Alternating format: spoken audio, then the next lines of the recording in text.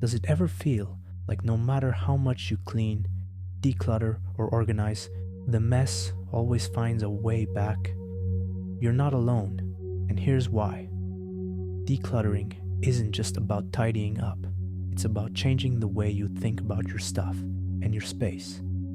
Today, I'm revealing 7 powerful truths that will not only shift how you see your home, but how you experience your life inside it. Because if you're tired of constantly managing clutter and craving more peace, clarity, and freedom, this video is for you. So stay with me, because by the end of this video, you won't just be inspired, you'll be ready to take action and finally reclaim your space for good. Let's dive in. Truth number 1. Decluttering is a journey, not a destination. Decluttering isn't a one-time event, it's an ongoing rhythm. What serves you today might not serve who you're becoming tomorrow. That's why minimalism isn't about emptying your home once and calling it done. It's about building habits that keep your space aligned with your values and your life. Maybe you decluttered your wardrobe last year, but now your style has changed. Or you cleared your digital clutter, but your inbox is full again. These aren't failures, they're reminders to reevaluate. Start small. Set a monthly declutter check-in. Pick one area, a nightstand, a drawer, or your phone's home screen. Ask, does this still serve me? Do I use it, need it, or love it? And remember, it's not just physical. Mental clutter matters too, like letting go of commitments that drain you or routines that no longer fit. Progress doesn't come from a massive purge, it comes from small, mindful actions done consistently. That's why decluttering isn't a destination, it's a rhythm, a lifestyle that evolves with you. What if I told you your clutter isn't just stuff, it's a mirror of your mindset? Truth number 2 might change how you see your space forever, because once you spot the connection, you can't unsee it. If this message resonates, subscribing helps others find the power of simplicity too. Truth number 2, your environment mirrors your mindset. The state of your space often reflects the state of your mind.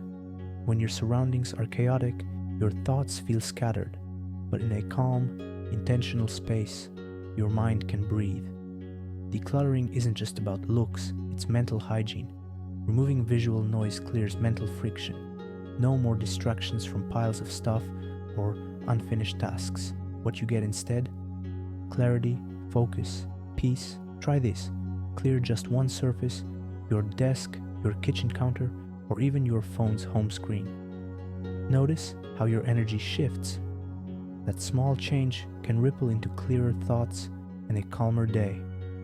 In Japanese minimalism, there's a concept called ma, the intentional use of empty space. It's not emptiness for its own sake, it's space with purpose. Space that lets your mind pause, your thoughts settle, and creativity flow. Ma reminds us that what's not there matters just as much as what is. Your environment affects your mood.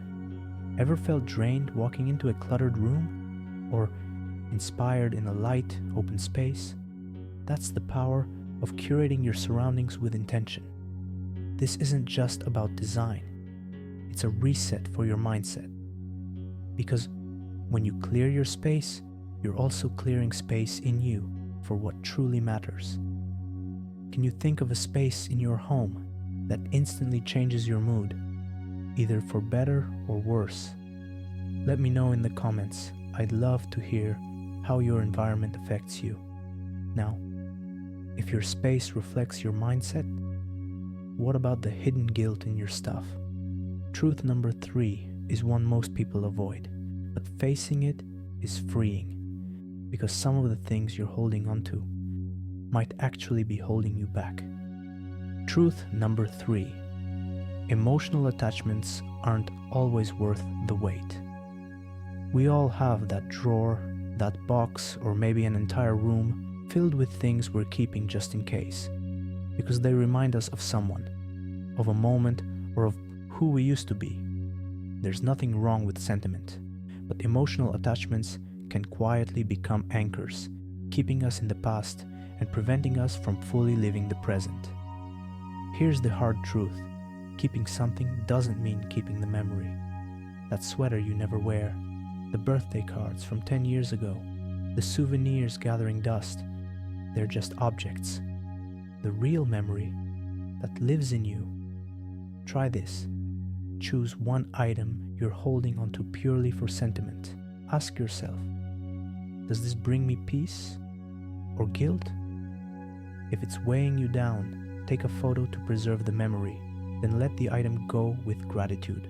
Letting go doesn't erase the past, it honors it, and it makes space for who you're becoming. By releasing emotional clutter, you free yourself to live in the now, to create new memories instead of clinging to old ones. This is minimalism at its core, not detachment, but intention. Not forgetting, but choosing to live with less baggage, physically and emotionally. Because growth often means letting go, not of what matters, but of what no longer serves. Alright, so you've just let go of something that's been weighing you down, emotionally and physically. But here's where it gets really interesting. Truth number 4 might challenge everything you believe about value, because some of the most expensive things you own might actually be costing you more than you think. Truth number 4, quality over quantity matters most. Minimalism isn't about owning nothing. It's not cold or sterile. It's intentional. Not sacrifice, but selection. The real power isn't in what you give up. It's in what you choose to keep. Not, how much can I have, but what truly adds value to my life. Let's make it real. Would you rather have 20 shirts that kinda fit, or 8 that feel great, fit perfectly, and make you confident every time? Same in your kitchen, drawers full of gadgets you never use, or a few tools that make cooking a joy. When you choose quality over quantity, you own less, but enjoy more. You cut the clutter, reduce decision fatigue. No more just okay stuff. Everything you own serves, satisfies, and lasts. In Nordic minimalism, there's a concept called hygge, coziness, comfort, contentment. Minimalism isn't harsh. It's warmth, a soft blanket, candlelight, your favorite mug. Hygge reminds us quality isn't just durability, it's feeling. When you choose fewer, better things, you elevate everyday moments, because minimalism isn't about deprivation, it's about elevation of space, experience, and self. Now that we've talked about value and intention, let's go deeper, because minimalism isn't just about your stuff, it's about your freedom. Truth number 5 reveals a shift that can change not just your home, but your life. Truth number 5. Minimalism is a path to freedom, not restriction. Many people fear minimalism because it sounds like restriction, giving up the things you love, living with less, and saying no to comfort. But that's a myth. Minimalism is not about sacrifice. It's about freedom, freedom from the weight of things that no longer serve you. When your life is full of excess, cluttered closets, overloaded calendars, constant distractions, it's easy to feel overwhelmed. But what if letting go wasn't a loss, but a gain?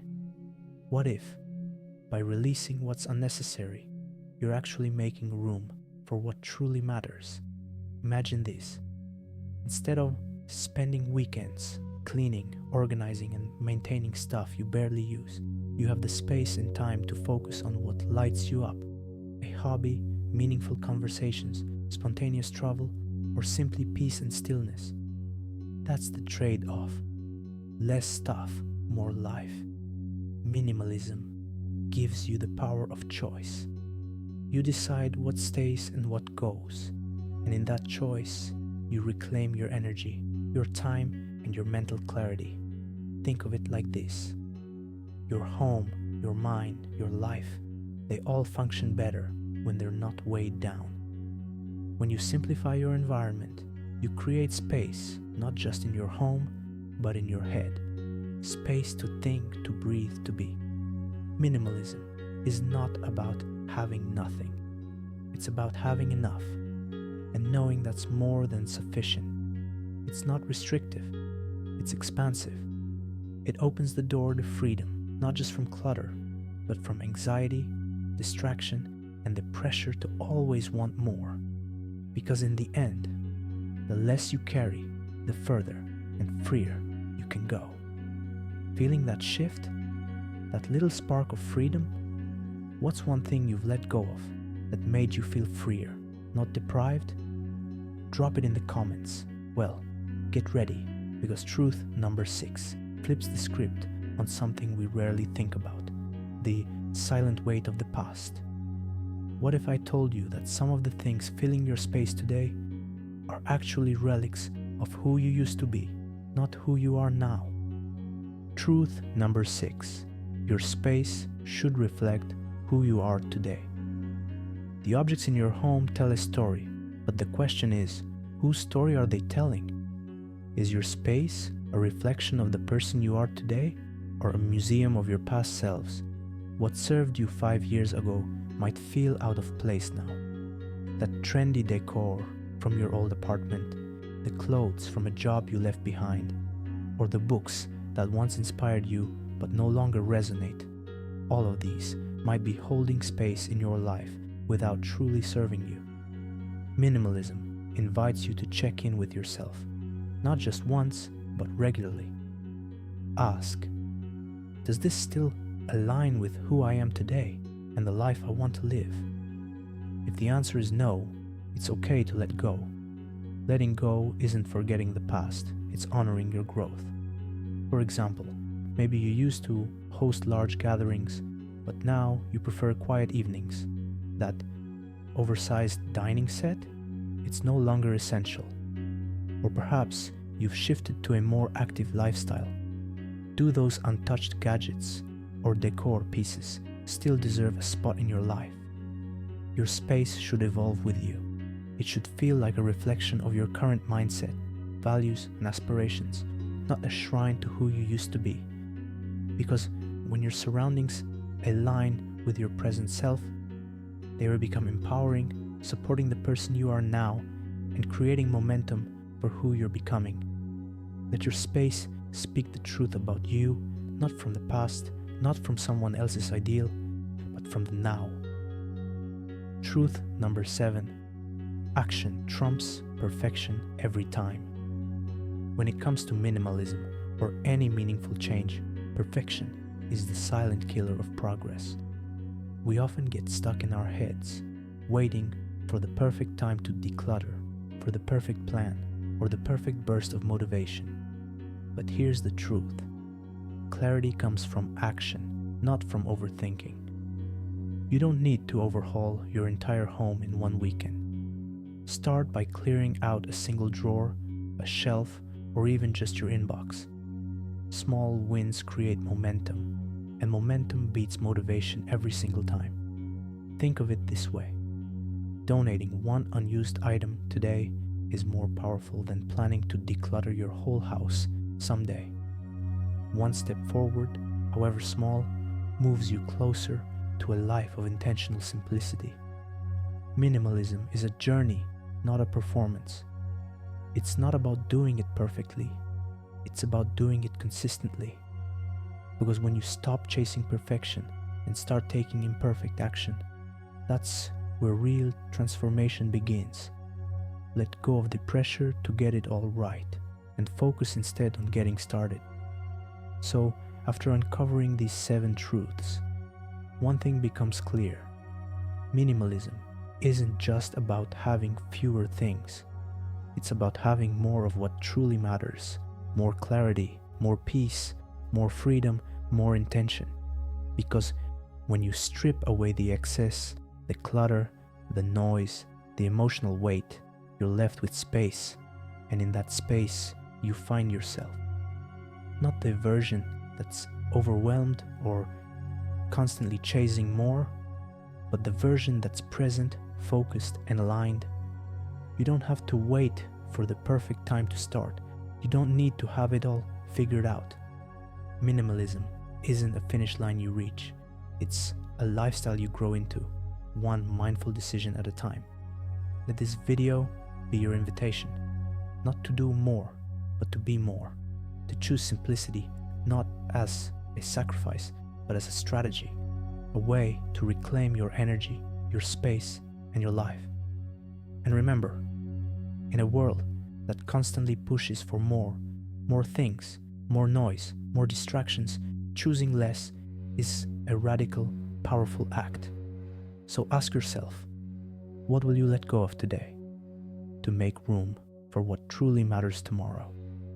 If this resonated with you, consider sharing it with someone who's ready to simplify their life too. And if you're on this journey, I'd love to hear what's one truth about minimalism that's changed your perspective.